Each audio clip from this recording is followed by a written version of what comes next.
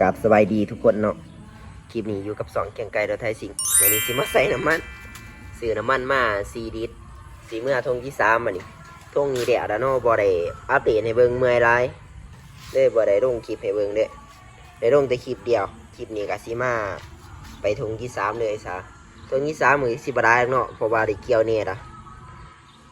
ครึ่งนึงว่าซะยังครึ่งนึงประมาณ3มื้อนี่คือสิเดี๋ยวที่ถ่ายคลิปให้เบิ่งเนาะวัดเมื่อหน้าทงนะน้องมือค่อยนอนพี่น้องวันนี้นี่สภาพรถแกชิประมาณโอ้สิ้นไรเด้อตัวนี้น้ำมันออกแล้วรถเฮารถสันสมเป็นจังซี่ นี่สิ้นไรเด้อมองนี่ไรออกหน่อยปอกๆเด้อว้าเอากระบุปินเด้อบัดนี้เดี๋ยวหน้ามีแต่เนี่ยแล้วนะสิได้เปลี่ยนสิ้นอีกเขาหวานจะใส่น้ำมันก่อนน้ำมันกระเบิดอันนี้โบเห็นเด้อ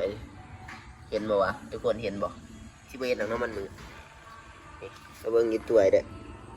บ่มีเลยกะสิประมาณนี่แหละเนาะมาอัปเดตให้เบิ่งเดี๋ยวไปเบิ่งทงที่3กันเด้อ3มื้ออื่นเนาะเฮาสิไป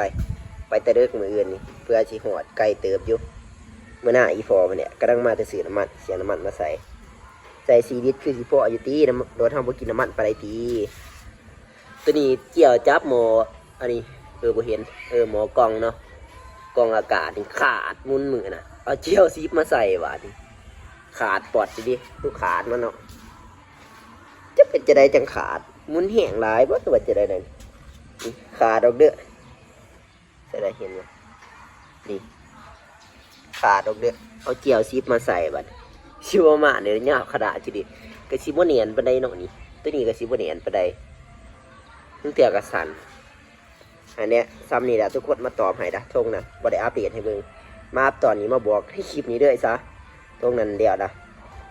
จักไหนเขาจักใจกับบ่จักเนาะเขาแต่ละปีบ่เท่าว่าได้200 ปลายเนี่ยประมาณนี้แหละฝากให้ทุกคนกดไลค์กดแชร์ให้ในเด้อคลิปนี้ก็ได้